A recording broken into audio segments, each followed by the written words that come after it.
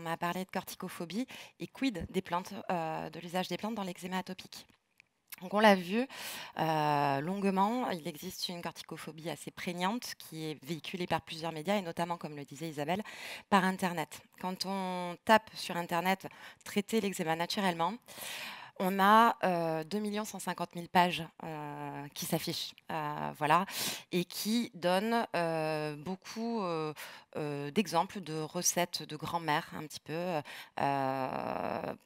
que le patient peut mettre en œuvre pour traiter ses plaques d'eczéma. Donc, comme par exemple des compresses imbibées de tisane de sauge sur les lésions inflammatoires, un citron coupé en deux et appliqué sur la lésion inflammatoire. Voilà, des cataplasmes d'argile dans lesquels on rajoute quelques gouttes d'huile d'olive. Donc voilà, toutes ces recettes de grand-mère, bien évidemment, elles n'ont pas fait leur preuve d'efficacité pour le traitement des lésions inflammatoires. Qui dit lésions inflammatoires dit traitement anti-inflammatoire, dit dermocorticoïde. Et c'est le traitement de référence. Et qui plus est, ces recettes de grand-mère peuvent également ouvrir à des risques d'allergie. Et quoi qu'il en soit, ça va retarder la prise en charge de l'eczéma avec un patient qui va mettre du temps à arriver chez le médecin et chez son pharmacien pour mettre en place la bonne stratégie thérapeutique.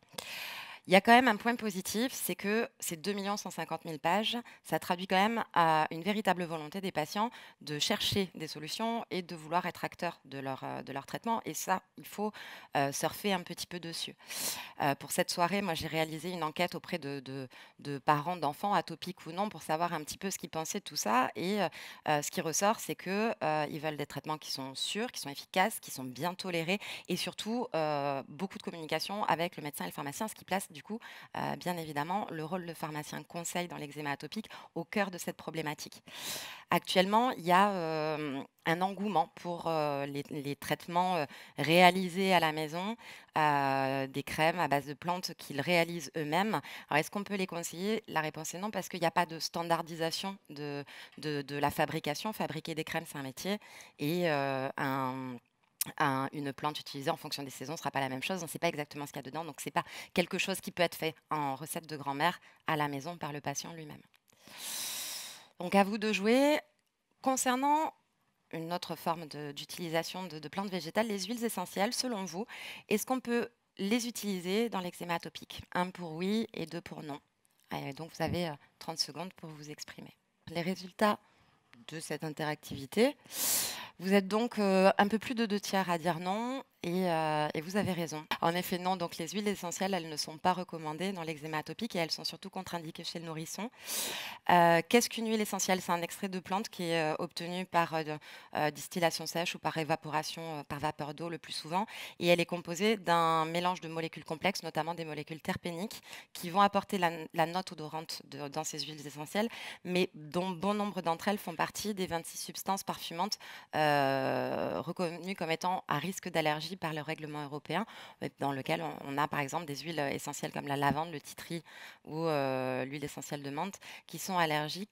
Donc, du coup, en termes de conclusion par rapport à l'utilisation des plantes, l'idée, c'est de choisir, c'est pas plante ou pas plante le problème pour les produits à utiliser dans l'eczéma atopique. Ça va surtout être de choisir des produits dont l'évaluation de la tolérance a été faite, dont la standardisation de fabrication est établie et qui ont fait preuve de leur innocuité autant avant leur commercialisation qu'après en vie réelle. Et c'est donc, selon les résultats de cette enquête un petit peu faite maison, vraiment un rôle de guide et d'accompagnement autour de ces patients parce qu'il y a beaucoup de questions actuellement sur les produits voilà.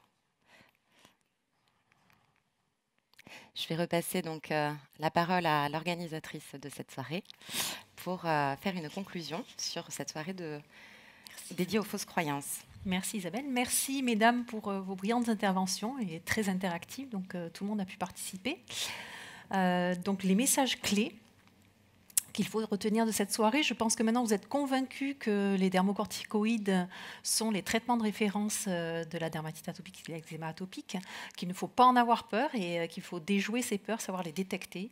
Donc les messages qu'on voulait vous faire passer et à retenir sont recueillir les fausses croyances doit être fait avec bienveillance auprès des patients que vous voyez à l'officine.